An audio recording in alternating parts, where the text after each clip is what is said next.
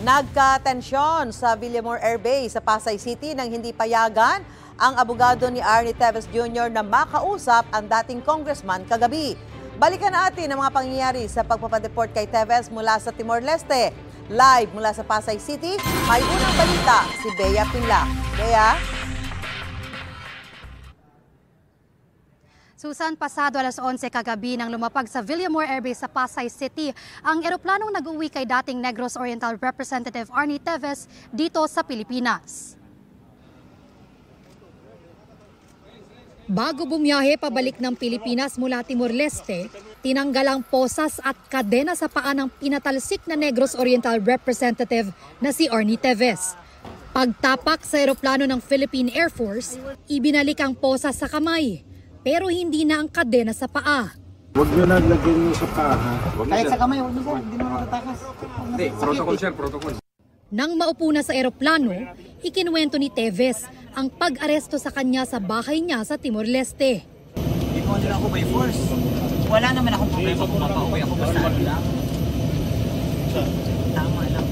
Dito na rin binasahan si Teves ng mga karapatan niya, pati ang patong-patong na kasong haharapin niya sa Pilipinas. You are under arrest by virtue of the warrant of arrest issued by Manila Court on September 2023 for 10 counts of murder. Mag-aalas 3 ng hapon, lumipad na ang eroplanong mag-uuwi sa dating mambabatas na itinuturong utak umano sa pagpatay kay dating Negros Oriental Governor Roel Degamo at siyam na iba pa sa Pamplona noong 2023 at iba pang pagpatay na iniuugnay sa kanya sa Negros Oriental. Sandaling tumigil sa Davao International Airport pasado alas 7 kagabi ang eroplano para mag-refuel. At 11:19 kagabi, lumapag ang eroplano sa Villamor Air Base sa Pasay kung saan naghihintay na ang kanyang abogadong si Ferdinand Topacio. Hindi na bumaba ng sasakyan pero naroon din daw ang ina ni Teves ayon kay Topacio. Kami naman pong nasa defense team niya ay handa naman po kami na siya ay depensahan. Sapagkat bagamat 2 taon na siya ay nasa Dili sa Timor-Leste, hindi naman po kami nagpapahinga rito.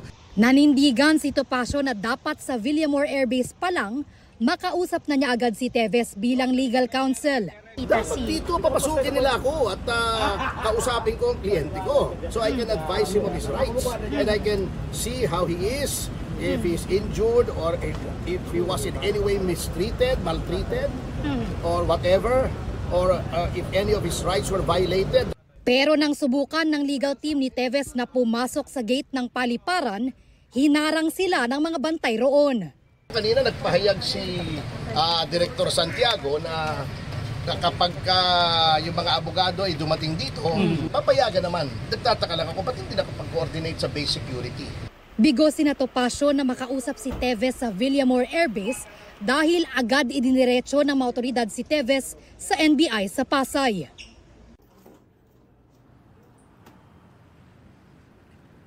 Susan, ayon kay Topacio, hindi pa sila tiyak kung saan talaga madedetain si Teves dahil nakadepende raw yan sa korteng may hawak sa mga kaso ng dating congressman. Pero ang hiling ng kampo ni Teves ay sana raw tiyakin na ligtas yung magiging detention facility niya lalo na't may mga pagbabanta raw sa buhay ng dating congressman.